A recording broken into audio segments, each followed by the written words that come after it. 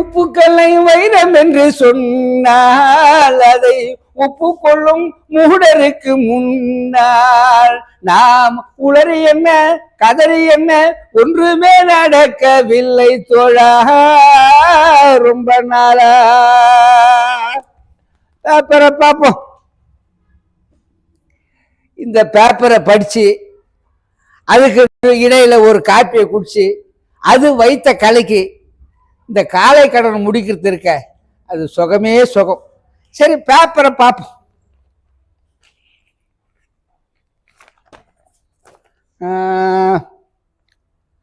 அடப்பாவிங்களா, அங்க சுத்தி இங்க சுத்தி கட்சியில அடி வயத்திலே கைய வச்சிட்டானுங்களா படுவாய் பசங்க. திருப்பரங்குன்றத்தில் நீ சிரித்தாள் முருகா, திருத்தணி மலை மீது எதிரொலிக்கும். தம்பி காலையில முருகன் பாட்டோட வர உட்கார். முருகர் தானே இப்ப ட்ரெண்ட். இப்போ இந்த காலத்துல என்ன பண்றானுங்க, ஆண்டவன் பேரை சொல்லி அரசியல் நடத்துறானுங்க. அட கலவர பசங்களா. சரி, இன்னும் கோபமா இருக்கு தம்பி. கோபம் வராத, இன்னும் கோபம் வராது. இது மாதிரிதான் பண்றானுங்களா? என்ன நல்ல திட்டத்தை குழி தோண்டி பதிக்கிறானுங்க. எந்த திட்டம்? 100 நாள் வேலை திட்டம் தான். அட அந்த மகாத்மா காந்தி தேசிய வேலை வாய்ப்பு உறுதி சட்டம், அந்த திட்டத்தை. ஆமா, இப்ப அதெல்லாம் இல்ல, பேரை மாத்திட்டான். இனிமே மிக்ஸ் பாரத் தான். ஏன் ஆட்சி பாரத்? தம்பி அமிர்தஜன பாரத். வாயல் நோயில பேராக தம்பி ஜி ராம்ஜி திட்டமா 2025. இதுல ராமரத்னம் வந்துட்டானுங்க இதுலயே. ஆமா, நாசமா போச்சு. சரிண்ணே, இது நல்ல திட்டமாச்சே, வறுமை ஒழிக்கிற திட்டமாச்சே. ஆமா தம்பி, நல்ல திட்டம் தான்.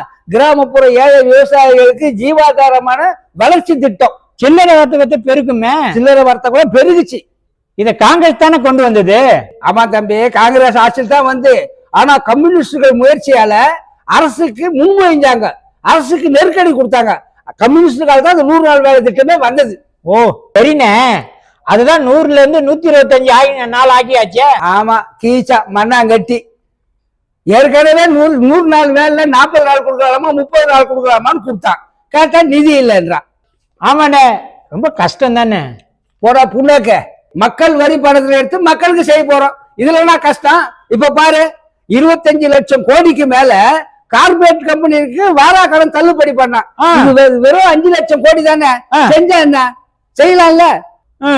இந்த திட்டத்துக்கு நிறைய செலவாகுமே. ஆமா தம்பி, ஒரு நல்ல திட்டம்னா செலவு ஆகதான் செய்யும். ஒன்றிய அரசு 90%, மாநில அரசு 10% போட்டு திட்டத்தை நல்லபடியா நடத்தினாங்க. இப்ப அதெல்லாம் இல்ல. ஒன்றிய அரசு 60% கொடுப்பானா, மாநில அரசு 40% கொடுக்குமா.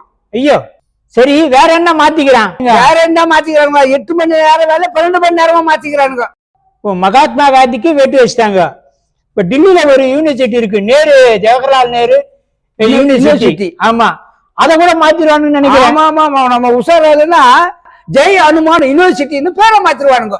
ஜெய் அனுமான் அப்படின்னு மாத்திருவானுங்க. மாத்துவானுங்க. இதுக்கு என்ன முடிவே இல்லையா? ஒன்று கூடிதான் போராடணும். வேலை கேட்பது நமது கடமை, வேலை கொடுப்பது அரசின் கடமை. கண்டிப்பா கூடுவோம், போராடுவோம், வெற்றி பெறுவோம்.